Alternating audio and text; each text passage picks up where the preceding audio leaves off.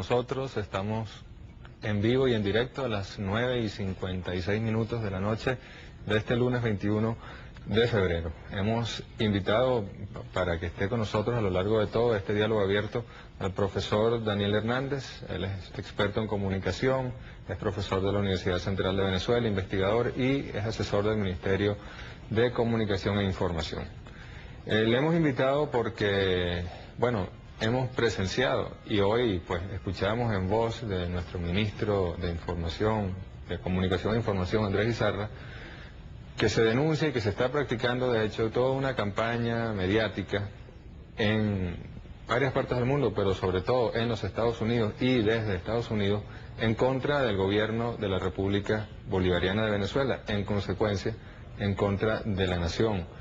Hemos visto una avanzada, sobre todo después del referendo ratificatorio del presidente, toda una avanzada mediática para, bueno, perjudicar la imagen de nuestro gobierno en lo que pareciera ser un intento por tratar de aislar al gobierno del presidente Chávez, calificarlo o vincularlo con determinados grupos no deseados en algunas partes del mundo. Y bueno, ante esa situación creemos es necesario el análisis, la reflexión, para que tengamos claro los venezolanos, y cuando digo los venezolanos y las venezolanas me refiero a todos y a todas, lo que está ocurriendo y cómo debemos estar alerta, estar pendientes de lo que sucede en los medios de comunicación. Vinculémoslo también con las denuncias que hacía el presidente Chávez ayer sobre la posibilidad, y si lo dice el presidente Chávez en público, es porque algo hay que pueda demostrarlo, la posibilidad de un magnicidio en su contra. Profesor Hernández, muchas gracias por estar con nosotros. Queríamos analizar precisamente todo esto que ha venido ocurriendo. Parece que la batalla mediática se dio en Venezuela fundamentalmente, hasta que se fueron agotando todos los recursos del golpe de Estado, el sabotaje petrolero e incluso el referendo, y como no hay envía, pues ahora actúan desde otros frentes mediáticos. ¿Usted ve esto como una conspiración clara contra el gobierno, contra la República? Buenas noches, Jorge. Buenas noches a todos los televidentes. Gracias por permitirnos hacer estas reflexiones que son muy oportunas y importantes en el momento actual que vive el proceso bolivariano, el proceso de la revolución bolivariana. Yo pienso que hay que comenzar por ubicar el contexto en el que se dan esta conspiración que va más allá de lo mediático. Sí, lo mediático es simplemente uno de los ejes operativos. Si recordamos la experiencia, por ejemplo, del golpe de Estado en Venezuela, podemos comprender que el sector mediático jugó como el factor operativo, el factor de coordinación, el factor de unificación, sobre todo en los niveles de conciencia y de orientación de las prácticas sociales en un momento dado. Aquí el factor mediático igualmente está jugando el mismo papel, en el sentido de el que va generando las matrices de opinión pública a nivel de Estados Unidos en primer lugar, pero en general a nivel mundial. Pero digo que ese factor es una cara visible de un conjunto de caras ocultas, de problemas que habría que analizar muy sucintamente para poder ubicar cuál es el contexto en que la cuestión mediática juega un papel importante. ¿Qué hay detrás de los medios? Fijémonos un poco en lo siguiente. El presidente Bush ha dicho claramente a partir de su reelección que él dispone de un capital político y que lo va a usar. Ese capital político es la relegitimación, el triunfo de los sectores más conservadores de la sociedad estadounidense, porque no hay que perder de vista que los estadounidenses observaron lo que fue la conducta de sus tropas militares en Irak y sin embargo terminaron ratificando al presidente Bush. Y el presidente Bush no va a ser reelecto. En consecuencia, siendo una de las expresiones más centrales del poder militar, de los halcones, de los intereses energéticos geoestratégicos de Estados Unidos, pues esa amenaza que nos hace de gastar su capital político no es otra cosa que lo siguiente.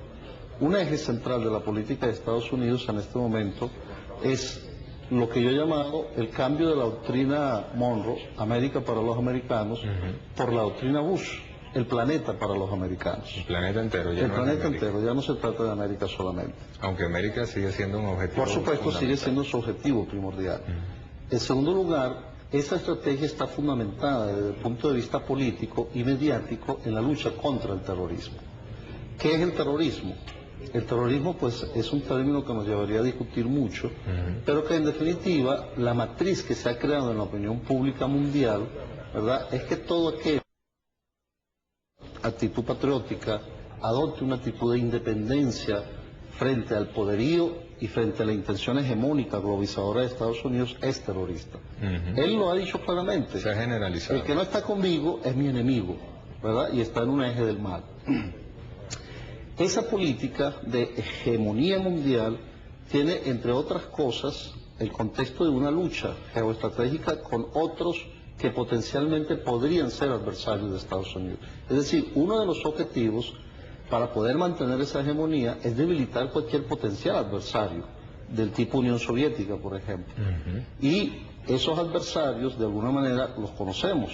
Podría ser un eje París, Berlín, Moscú, Europa, ¿verdad? Y de allí la importancia de Estados Unidos tomar Irak para cercar militarmente y tener una base de poder sobre Irán y sobre todo estos países como Afganistán, Turquistán, que son tanto unas reservas energéticas muy importantes como sería meter una cuña en ese eje de alianza Rusia-Europa. Es decir, profesor, que a pesar de que hoy, por ejemplo, vemos al presidente Bush en Bélgica ante el gobierno belga y la gente de la Unión Europea hablando de esa alianza, de esa importancia, de esa unión entre Estados Unidos y Europa, allí hay un conflicto. Hay un conflicto, claro. Es decir, acuérdate, Jorge, que se juega dentro de un clima de hegemonía, ¿verdad? Pero también dentro de los intereses que cada potencia en su nivel tiene regional y localmente. Quizás el problema sea que hoy en día ninguna potencia resume la posibilidad de atacar globalmente esa hegemonía estadounidense. Es decir, poderío económico, poderío político, poderío mediático, que es una nueva forma del imperialismo, ¿verdad?, de lo que pudiéramos llamar neoimperialismo, poderío tecnológico y sobre todo un avasallante poderío militar. Entonces, se juega en un campo de alianzas y de confrontación estratégica. Fíjense que ahí está un escenario. El otro escenario, por supuesto, es China. Los propios estadounidenses han establecido que de mantener el ritmo de crecimiento que tiene China actualmente en los últimos 10 años, sobre el 2030 es posible que China esté aventajando a Estados Unidos en la producción económica y en su potencialidad económica. Y además que para esa época China pueda tener alrededor de 1.800.000 millones de personas. Lo que le daría además una posibilidad, porque los chinos están ahorita haciendo una suerte de clonación y adelantando mucho en materia tecnológica, usufructuando los adelantos tecnológicos japoneses y alemanes. Ellos han hecho allí una suerte de híbrido y han ido produciendo una tecnología propia. Entonces, hay un problema, en primer lugar, de dominio geoestratégico a nivel mundial, y hay un punto que está en el centro de ese dominio geoestratégico, el problema energético. Porque si bien Estados Unidos hoy depende aproximadamente de un 60-65% de petróleo extranjero, algunos estudios de ellos mismos esperan que para dentro de 20 años esa dependencia aumente a cerca de 75%. Entonces el problema de la energía se transforma en un problema central. ¿En qué sentido? En que por un lado ponerle el control a esas fuentes energéticas me garantiza por un lado el dominio y la garantía de la ventaja hegemónica, porque el aparato industrial militar sigue moviéndose con fuentes energéticas derivadas del petróleo, pero por otro lado me garantiza debilitar a mis adversarios, porque tanto Europa como Japón como China son más dependientes de Estados Unidos en materia energética. Entonces fíjense que la estrategia global está dirigida a garantizarse su dominio. En ese dominio juega un papel importantísimo el problema de la lucha antiterrorista, y el eje central es el dominio geoestratégico de las fuentes energéticas con las que se garantiza su ventaja y debilita a sus adversarios.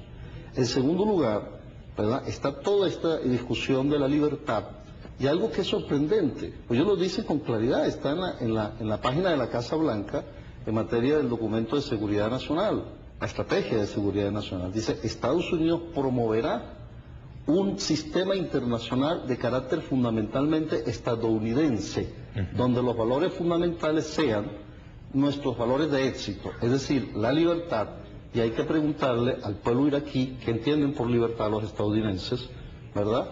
Y el libre mercado. Es decir, el otro eje que apuntaba esta estrategia es el neoliberalismo, el libre mercado, el soporte a sus corporaciones.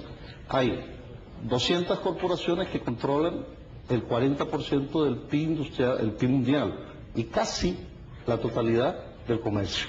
Vamos a hacer una pausa, vamos a analizar un poco quiénes son los que controlan esa producción mundial y entonces, bueno, ya vemos por dónde encaja Venezuela en todo esto. Vamos a ver dónde entra Venezuela. En la batalla energético y la batalla energética. Exactamente. Vamos a hacer la pausa y ya regresamos.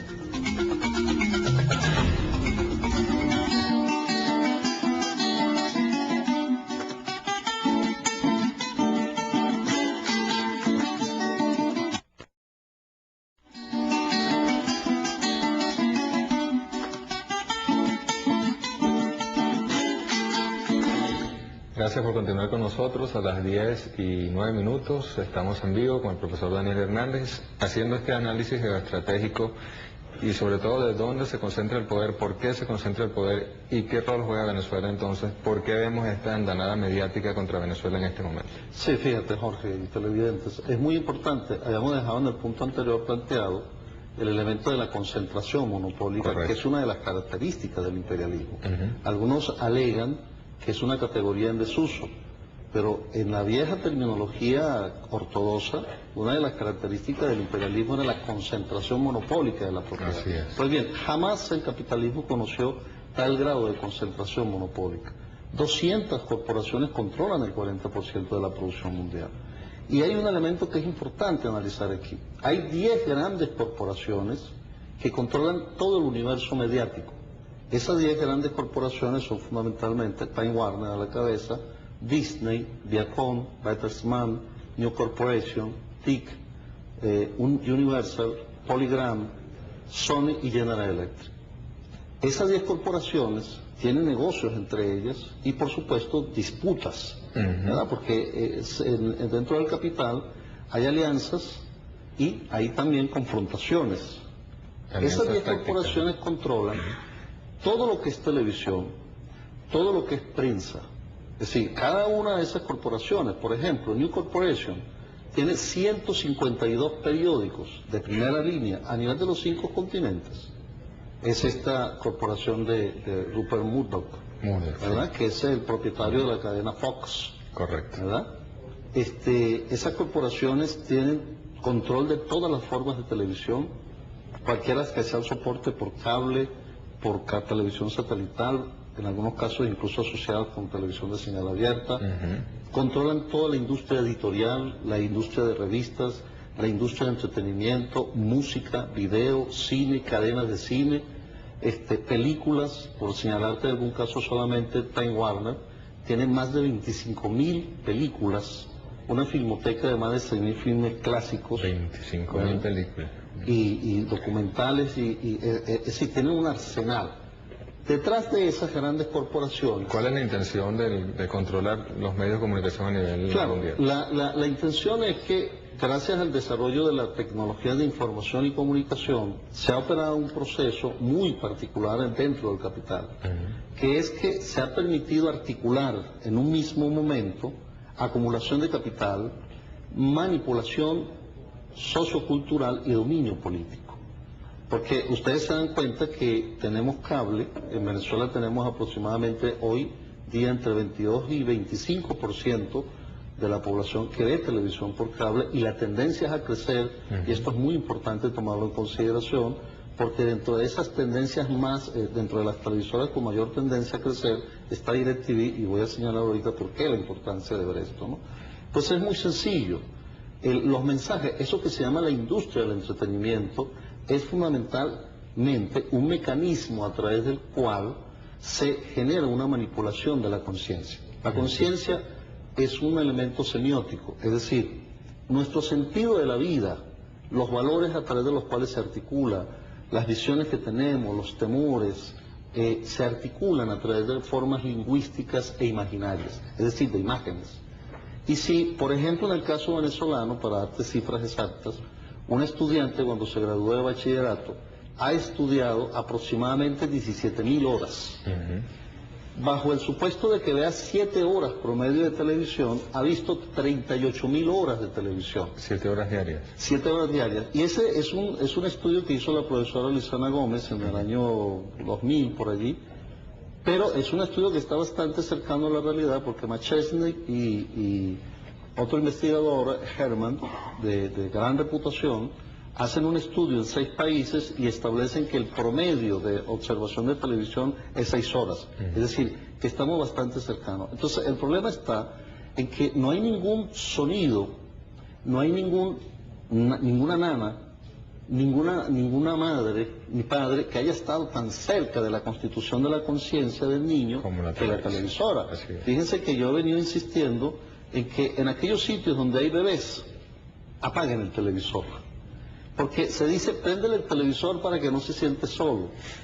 Antes incluso de que el niño hable. Y entonces resulta que él va siendo colonizado, su cerebro, su oído va siendo colonizado por ese sonido.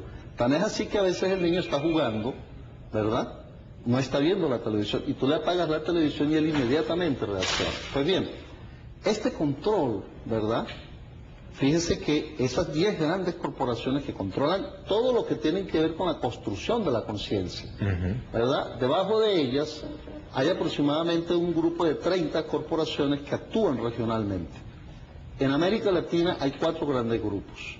El grupo Clarín en Argentina, la organización Diego Cisneros en Venezuela, el grupo O Globo en Brasil y el grupo Televisa en el caso mexicano.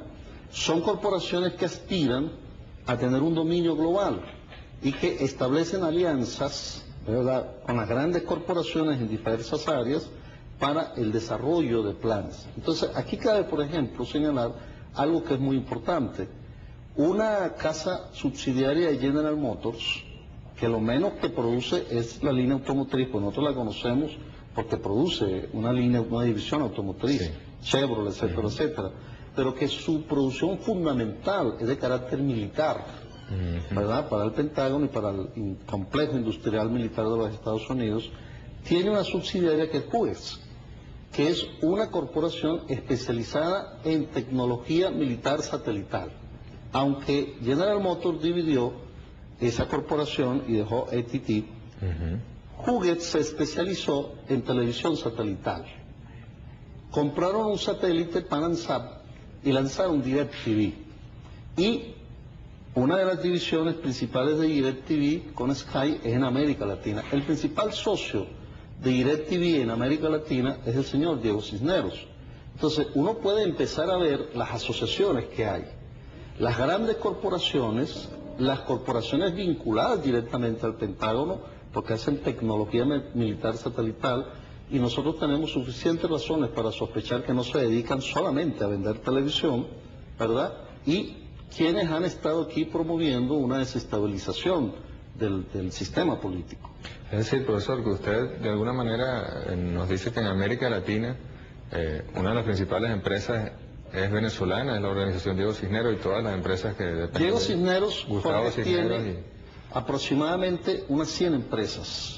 A nivel de América Latina, Estados Unidos, España, también particularmente, España, sí, ¿no? De esas 100 empresas, alrededor de un poco más de la mitad están fundamentalmente en el ámbito de medios de comunicación, que ellos llaman, por cierto, medios de comunicación alternativos, medios de comunicación con tecnologías de punta. Factura aproximadamente 5 millardos de dólares anualmente. Sí, y aunque sus intereses en Venezuela rondan alrededor de entre 15 y 18%, pues son un poder monopólico global. De hecho, el señor Cisneros ha dicho en algún momento que él quiere convertirse en un poder, ¿verdad?, a nivel del mundo latinoamericano. Y se ha asociado en algunos casos con Time Warner, por ejemplo, todo lo que tiene que ver con American Online latinoamericano y toda la empresa Claxon, que es la que maneja en el grupo Cisneros todas las corporaciones que se basan en tecnología de punta. Pero volvamos al comienzo del análisis en términos políticos para encajar el asunto. La pregunta que haríamos sería, ¿quién se opone a esa idea unipolar del desarrollo de la hegemonía de Estados Unidos sobre el mundo? el gobierno de la República Bolivariana de Venezuela con el presidente Chávez a la cabeza. Fíjense que el presidente Chávez hace un enorme esfuerzo por contribuir a la creación de un mundo multipolar y sobre todo por ubicar a Venezuela dentro de una estrategia multipolar. Está en la Constitución. Está en la Constitución. Entonces fíjense que ha tratado, ese viaje reciente que hizo ha sido muy importante porque establece con China un conjunto de acuerdos en materia energética, en materia de comunicaciones, ¿verdad? El de que dispongamos de un satélite nos va a permitir garantizar la seguridad del espacio exterior. Mediante un decreto crea una organización para dedicarse a estudiar ese problema de los usos pacíficos del espacio exterior a través de ciencia y tecnología. Fíjense cómo hay una estrategia dirigida a garantizar nuestra autonomía e independencia, ¿verdad? El acuerdo, por ejemplo, de integración con América Latina, o dentro del contexto del acuerdo con América Latina, el acuerdo con Colombia para un gasoducto, un oleoducto, correcto, para una salida al Pacífico. ¿Y por qué es importante la salida de Venezuela al Pacífico? Porque nos permitiría vender, diversificar nuestros mercados en primer lugar y vender a los países del Pacífico, a China, a Japón, porque resulta que los grandes tanqueros no pasan por el canal de Panamá. Entonces tienen que dar una vuelta grandísima para poder venir a cargar petróleo aquí. Ahora, eso es importantísimo, ese proyecto. Necesariamente esa energía, ese petróleo, el crudo que se le venderá a los países del Pacífico, ¿se le deja de vender a Estados Unidos o hay toda una complementación? Yo creo que no necesariamente, porque va a depender mucho de la evolución del mercado energético a nivel mundial. Pero evidentemente lo que es importante para nosotros es diversificar nuestros mercados. Es un principio elemental de la economía y un principio elemental de la seguridad nacional, sobre todo de nuestra independencia nacional. Si dependemos de un solo mercado, somos dependientes de ese mercado y estamos sujetos a las manipulaciones de ese mercado. Y más si ese mercado es de una potencia como Estados Unidos que confronta nuestra autonomía como nación, pues tenemos que poner las barbas en remojo, como dice el dicho. Entonces, fíjate, Jorge. El problema está entonces en que Venezuela trata de desarrollar una estrategia multipolar. Trata igualmente de diversificar sus mercados de aprovisionamiento, particularmente en el sentido militar. La compra de armamento a Rusia, los 100.000 fusiles, la posibilidad de un desarrollo tecnológico para producirlos aquí, ¿verdad? La posibilidad de comprar un conjunto de aviones, helicópteros, la compra que se acaba de iniciar con Brasil en el caso de los aviones Tucana. Es decir, ahora, es un ejercicio de soberanía. Nosotros no estamos obligados a comprarle a Estados Unidos. Tenemos la soberanía para comprar a quien consideremos, pero fíjense que el gobierno entonces comienza a ser un adversario muy importante para Estados Unidos porque comenzamos a diversificar. Vamos a hacer la pausa aquí, es importante, cuando usted habla de adversario, que analicemos eso, porque uno se imagina las cosas en términos de realismo político, adversario, confrontación bélica, etcétera. Aquí parece que va mucho más allá. Y por eso usé el término adversario, no enemigo, que tiene más fuerza semántica, ¿no? Es correcto. Vamos a la pausa y ya regresamos.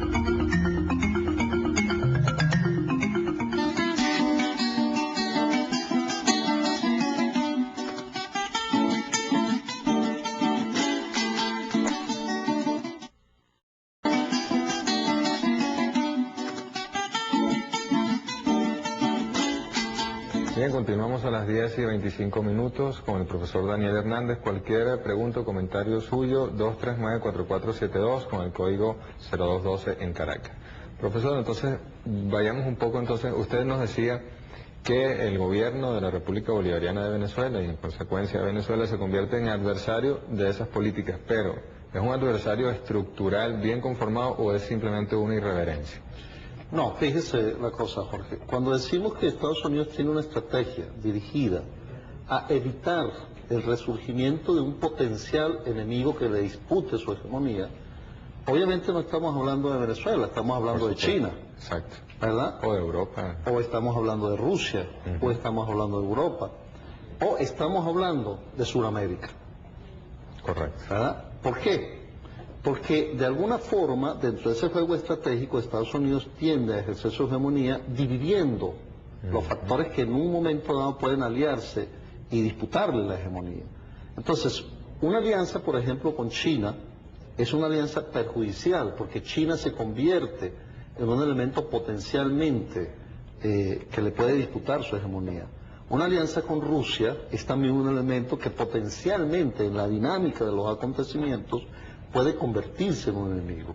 Una asociación latinoamericana, las repúblicas, la Asociación de Repúblicas del Sur, por ejemplo, sí, la Comunidad de Naciones. La Comunidad de Naciones del Sur, es también un potencial enemigo, porque acuérdense que el problema está en que yo voy perdiendo fuerza, es decir, no es de un momento a otro que se suceden estos procesos de ruptura.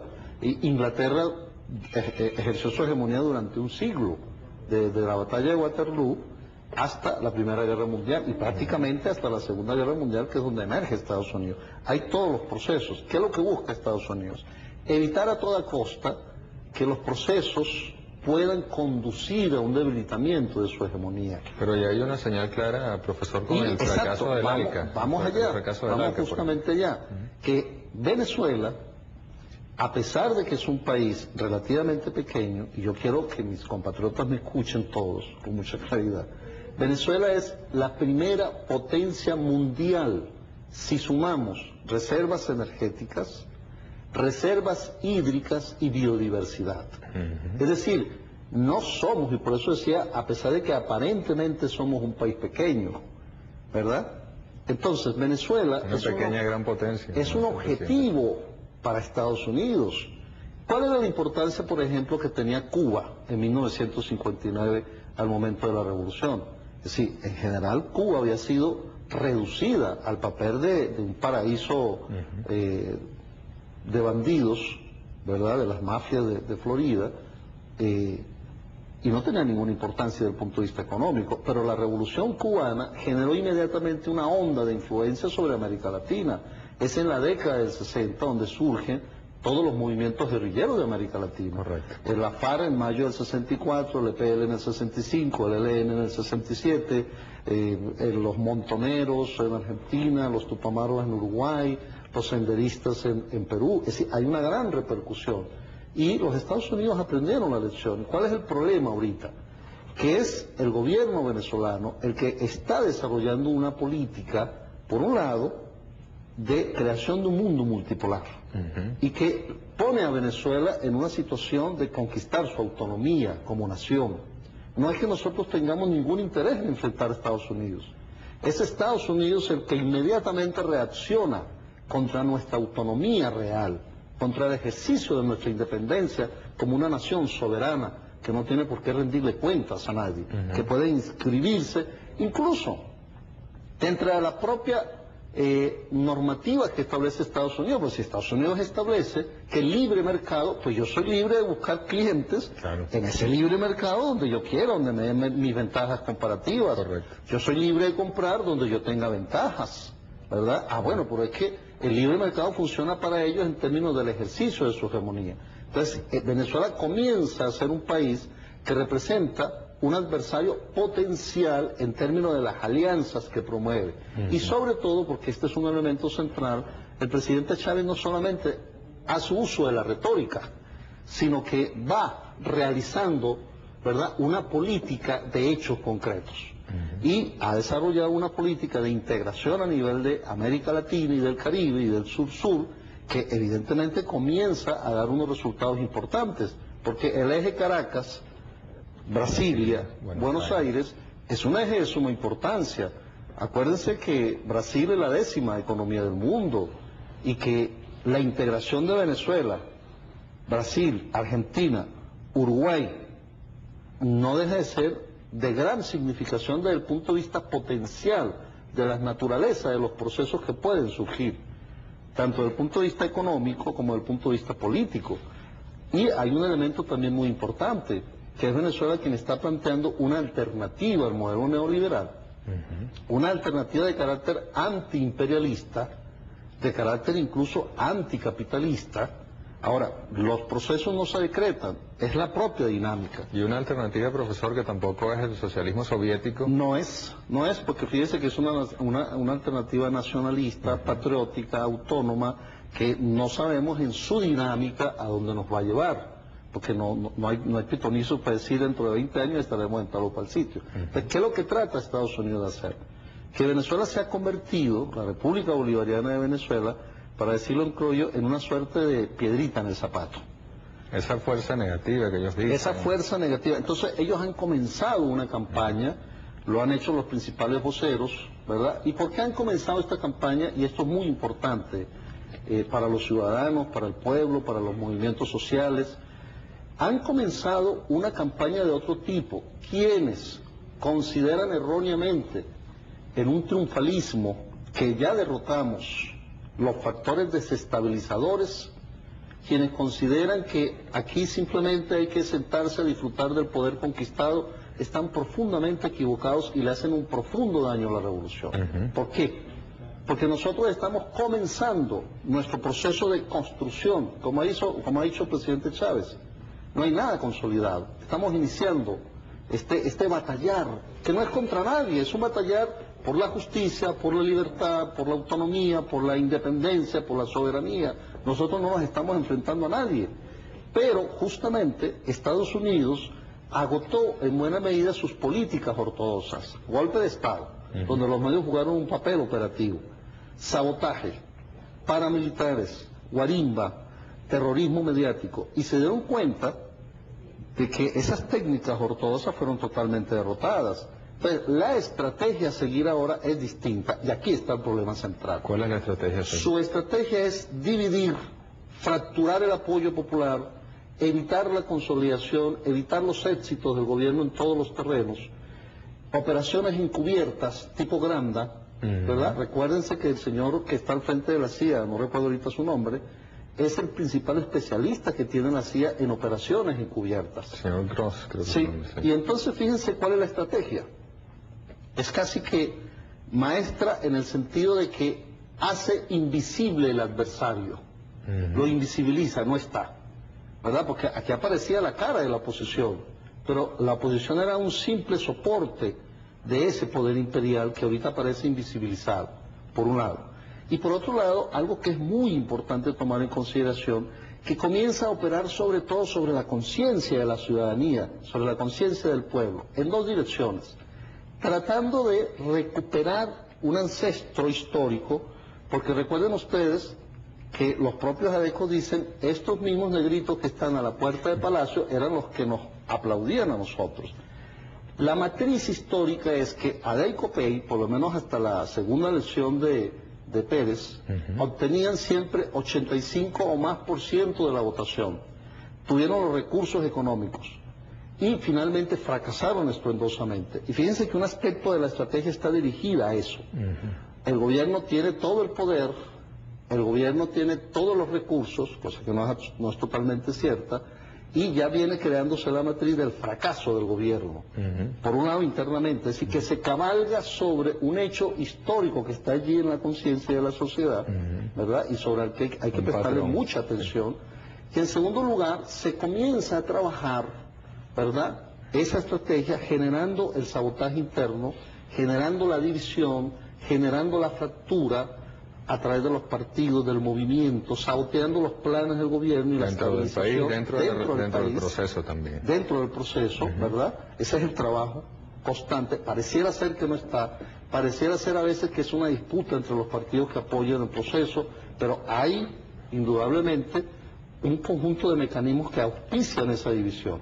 Y a nivel internacional se inicia la campaña, porque para poner un ejemplo, se inicia la campaña, si ustedes ven el cine, ustedes van a encontrar que las producciones estadounidenses van a empezar a producir un enemigo, los chinos. Ya comenzaron las películas donde el enemigo es el chino.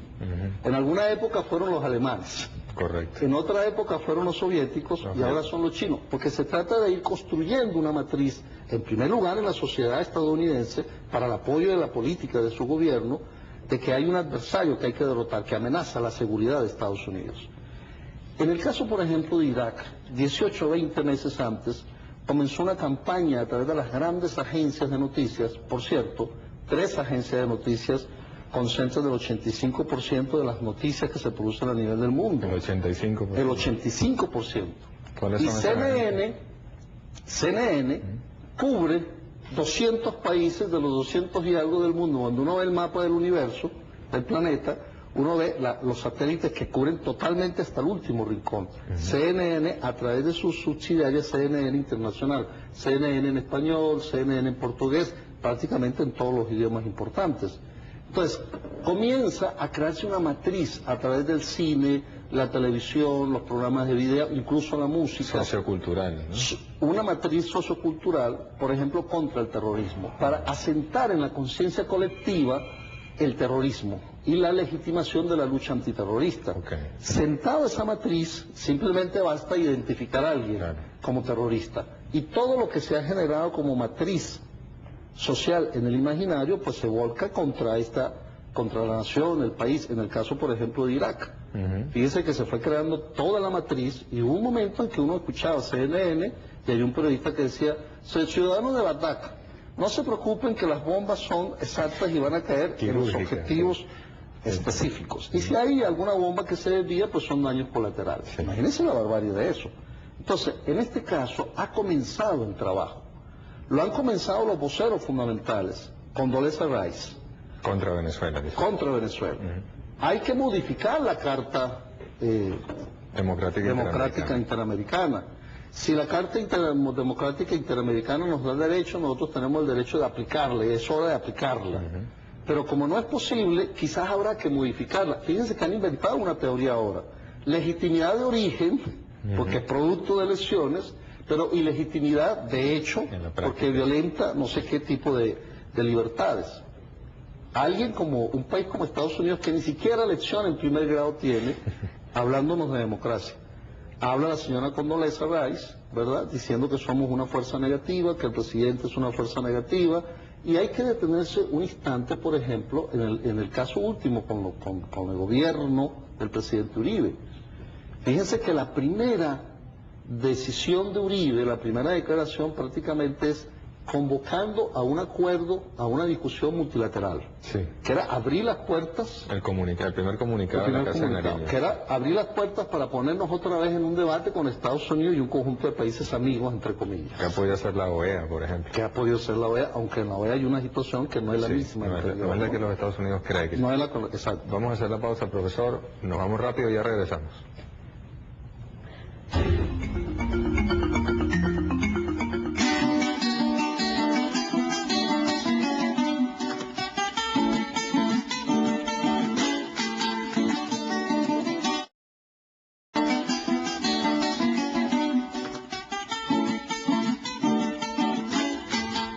Bien, continuamos a las 10:43, ya hay algunas llamadas del público, y como ya estamos acercándonos al final, profesor, quisiera que este gran análisis deductivo o estratégico le diéramos claridad ya concreta a Venezuela. Sí, fíjate, en síntesis, muy claramente, política de Estados Unidos, hegemonía mundial, mundo unipolar, apropiación de las reservas energéticas mundiales, apoyo militar expandido por el mundo para movilización rápida de sus tropas y su tecnología. Mundo basado en el neoliberalismo y una cultura de la muerte y la esterilidad, que es la cultura basada en la publicidad de ser teniendo cosas. ¿Por qué somos un adversario? Porque proponemos un mundo multipolar, porque proponemos, valiéndonos de nuestro texto constitucional y nuestra autonomía como nación soberana, porque no somos un protectorado de Estados Unidos, incluso valiéndonos de la propia teoría del mercado, buscamos nuestras mejores opciones y promovemos un mundo multipolar. Y dentro de esa multipolaridad, particularmente la integración latinoamericana y del Caribe, la integración sur-sur. Y proponemos un modelo de desarrollo alternativo al neoliberalismo, como es el desarrollo endógeno autosustentable. Pero además también proponemos unas nuevas formas de cultura, de la recuperación de nuestra cultura autóctona. Proponemos igualmente una nueva forma de comunicación, y allí entra, por ejemplo, la importancia de una ley como la Ley de Responsabilidad Social en Radio y Televisión, y entra la promoción del problema de una comunicación alternativa, y entra la promoción del debate, y entra la promoción de un debate plural y diverso. Todo el elemento de la participación y la inclusión. Y aquí hay un elemento muy importante, y va a eso justamente, que hay que comprender que no es posible el ejercicio de la soberanía y la independencia nacional si no se articula sobre la soberanía popular. Correcto. Y la unidad nacional y patriótica. Correcto. Por un lado, y por otro lado, sino se articula a nivel de la integración y de nuestras estrategias multipolares. Porque no somos nosotros los que estamos enfrentados a Estados Unidos. Unidad nacional y unidad latinoamericana. Unidad nacional, unidad latinoamericana, unidad sur-sur, unidad de alianzas con todos los países del mundo por un mundo multipolar, unidad nacional en base al ejercicio de la soberanía popular y a la participación ciudadana. Esos son los pivotes centrales. Y esto es un llamado, porque no se puede fortalecer la unidad nacional si no hay una participación del ciudadano en el ejercicio de su soberanía, que es intransferible. Y tampoco se puede fortalecer la unidad nacional si no hay una participación que, como lo establece el artículo 62, es el mecanismo idóneo para la formación y el desarrollo de la ciudadanía, tanto individual como colectivamente, o la forma que establece el artículo 70. Y sobre todo porque para nosotros en este momento es vital la unidad. Porque justamente la estrategia del imperio es fracturar, dividir, vuelve a tomar la vieja consigna romana de divide e impera. Y nosotros tenemos entonces que trabajar por la unidad nacional. Y la unidad nacional significa no una abstracción, sino significa una identificación, en primer lugar, con el programa que plantea la Constitución, con las 10 directrices estratégicas para el salto adelante en la revolución, que debe ser un documento discutido en todos los niveles por el movimiento social y, sobre todo, en materia de organización, por el fortalecimiento de las unidades de base social. ¿Por qué? Porque nosotros no vivimos en la nación, nosotros vivimos en una comunidad, en una calle, en un barrio, en una urbanización. Y la recuperación de nuestra memoria histórica como fundamento de nuestra cultura autóctona implica la recuperación del espacio local. Claro. Y ese espacio local requiere la organización de esa comunidad a través de las organizaciones de base.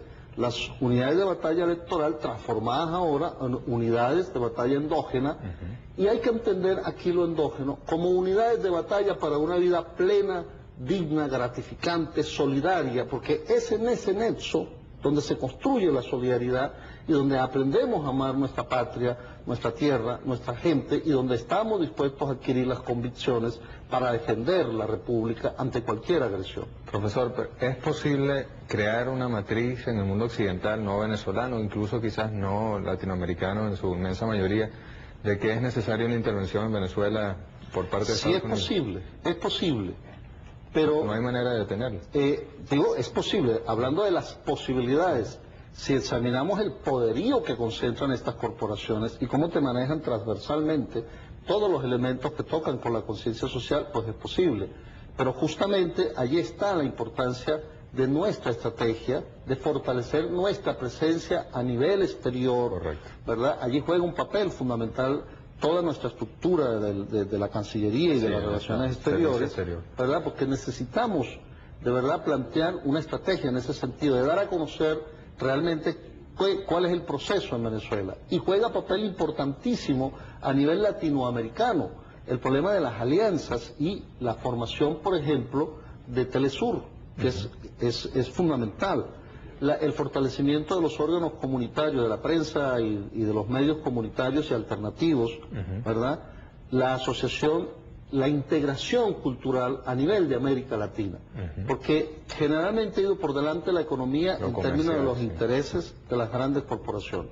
Aquí tenemos que ir por delante en la cultura, que es donde se crean los valores a través de los cuales podemos establecer nuestra propia identidad latinoamericana como pueblo. Profesor, permítame antes de despedir leer las preguntas del público o las reflexiones. Okay. Vamos a ir al corte, tenemos otro más. Vamos al corte entonces y leemos las preguntas.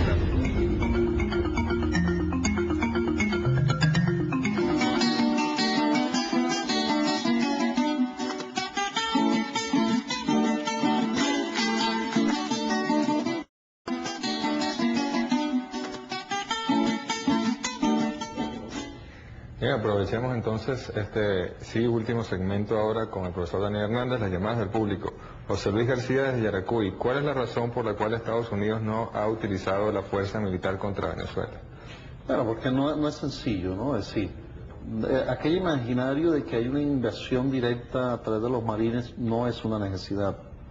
Hoy en día, dado el discurso de la supuesta libertad y la democracia, su intervención es encubierta y su intervención va a venir más vía las fronteras. Justamente, todo este alegato de que somos un refugio de terroristas, ¿verdad? Hay que decir brevemente, santuario, ¿verdad?, que lo que se llama en el argot colombiano y en el argot del gobierno colombiano y de Estados Unidos terrorismo es el producto de 50 años de lucha del pueblo colombiano y que no es otra cosa que la penalización del pueblo. Y toda esta historia que pretende convertirnos en un Estado forajido forma parte de esa estrategia, porque sabemos que está el Plan Colombia, ahora el Plan Patriota Colombia, donde se utiliza esas bases para, a partir de una declaración tipo OEA forzada, a partir de alguna provocación tipo Granda, se puede entonces intervenir con la argumentación de que se trata de una lucha antiterrorista. Entonces, no necesariamente la confrontación es abierta directa, sí, y explícita, sino que es una confrontación encubierta. En eso los Estados Unidos son expertos. Ahora escuchábamos al internacionalista, embajador Julio César Pineda, hablar de que una vez que se reestructure las Naciones Unidas se va a sumar un nuevo principio que es el de la injerencia legítima, algo así.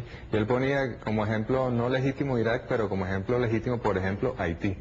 Bueno, pero fíjate, en el propio seno de Estados Unidos, hace poco, 2 o 3 años, murió uno de sus más grandes filósofos políticos, John Rawls. La última obra de John Rawls se llama Derecho de Gentes y trata fundamentalmente sobre el derecho a la solidaridad de los pueblos del mundo. Es decir, en su propio seno hay un discurso político también que reclama y que se levanta contra esas pretensiones de hegemonía y contra todos aquellos que le sirven en el papel de lacayos para justificar esa supuesta intervención legítima.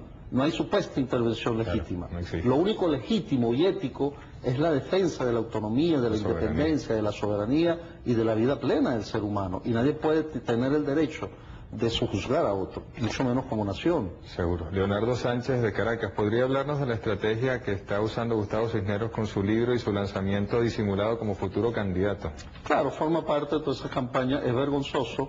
Yo escribí un prólogo del libro del profesor Sanroz sobre el caso del señor Cisneros y reseñábamos allí cómo el prólogo lo hace Carlos Fuentes. Es correcto. Y Carlos Fuentes señala en ese prólogo cosas tan absurdas como que el señor Gustavo Cisneros es un adelantado sobre el que debería de haber escrito Honorato Balzac, por ejemplo.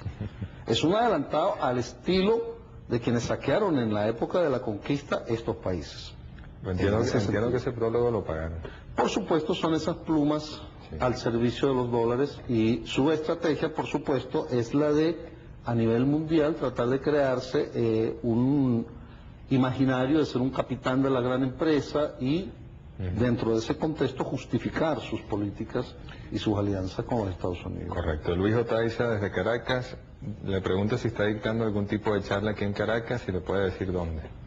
Bueno, ahorita hemos estado empeñados en el desarrollo de la discusión de la ley de responsabilidad social y hemos estado haciendo a nivel nacional una jornada que aparece por la prensa reseñada en cada momento con el Ministerio. Amparo Becerra desde Táchira, felicito el programa, necesitamos programas como ya lo he abierto para poder entender la verdadera situación que estamos viviendo en relación con la amenaza de Estados Unidos. Definitivamente Venezolana Televisión se convierte en un espacio para el debate y para el análisis estratégico, que es algo que estamos... Es que Venezolana de Televisión, como hablábamos fuera de cámara, Jorge, debe ser fundamentalmente un canal de información, porque la información es una de las formas del discurso del poder con la cobertura de que la información muestra los hechos tal como son. No, si vemos que quien informan son estas corporaciones, ese discurso viene ya manipulado y se constituye en una forma de dominación. Yo he dicho que el discurso informativo es en verdad el discurso político hegemónico. Y entonces un canal como este debería prestarle especial atención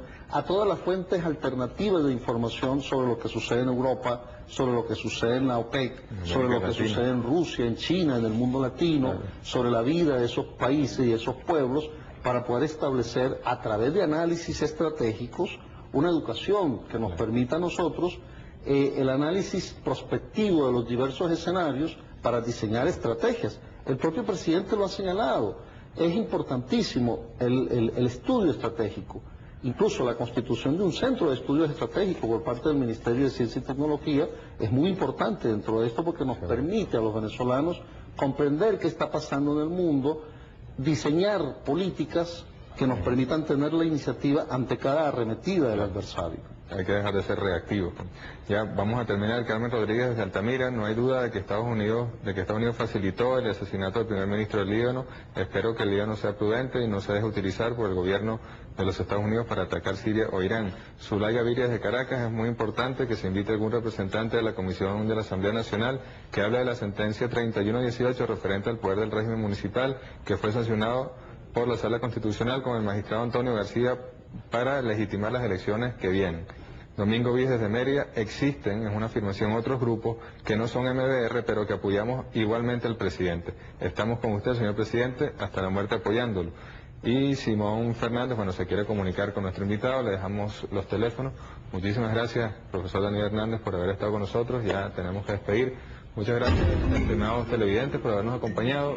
La intención de este programa, de este análisis, es que usted tenga las herramientas para hacer sus propios análisis, para compartir o para disentir de lo que aquí se dijo, pero para que usted pueda formar su propio criterio y analizar la realidad venezolana, latinoamericana y mundial.